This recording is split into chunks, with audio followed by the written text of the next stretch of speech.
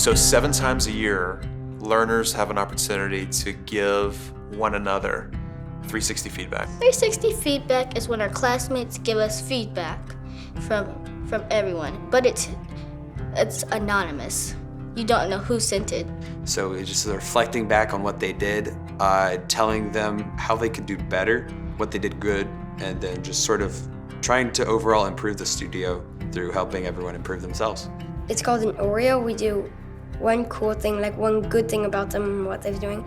And then the next one is where you give something they can improve during the next year. And then the last part is another cool thing that they do.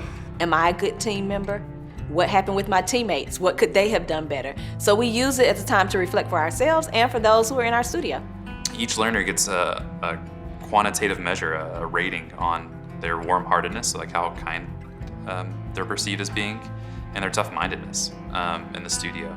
And they track that over time, and they use that number to set their own goals, to say like, okay, like other people perceive me as not being that nice, or maybe not being on top of my work, so what can I do about that? At first, 360 feedback is hard for learners because often they're not used to getting feedback about how well they work as a team. But that's why we take a growth mindset at the school. And it's more about giving our learners at-bats. And so over time, we notice that learners get better about giving more nuanced, helpful feedback to people. And we notice they're also more open and even hungry for feedback about how they can be better themselves as teammates. First time I got some negative feedback, it kind of hurt. But then I realized that they're just trying to help, because that's exactly what I did. And I just took it in stride and helped try and change how I did things and be more mindful. So they get an opportunity to work for 6 weeks and then look back and see, oh, this is the problem. This is kind of what I need to work on. So guides have the opportunity to really make it an assignment, to talk about it afterwards, to have a discussion or a launch on it, and to say, what do you think as a whole we all need to do to make it better? When I went to school, I could graduate high school. I could complete my math and English courses, but I could still be a jerk.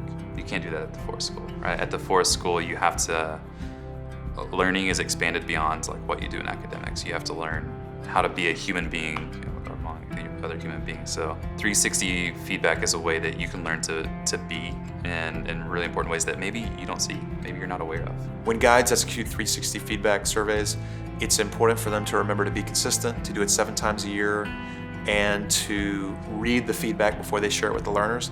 Often because they are young people, sometimes they don't know how to give constructive feedback, and so some of it needs to be edited, frankly, for emotional safety reasons, and guides need to pay attention to that. To give 360 feedback, it has to fit into this format. It's got to be helpful, it's got to be true, it's got to be kind.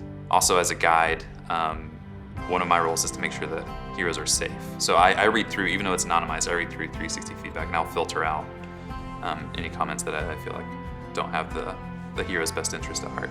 Parents can expect some heartbreak through the 360 feedback process because for many parents, this is the first time that their learners have ever gotten this kind of feedback at school.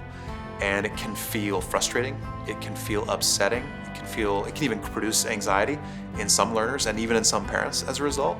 But over time, it becomes a thing where learners become hungry for feedback and see it as an incredibly useful tool rather than being anxiety producing. And so taking the long view, I think, is important for parents. Because in order to advance studios, you have to have a certain minimum 360 feedback score to advance to that next studio. So I know when I went to school, I could get an A in my math class, but not be a strong, good, positive, healthy teammate.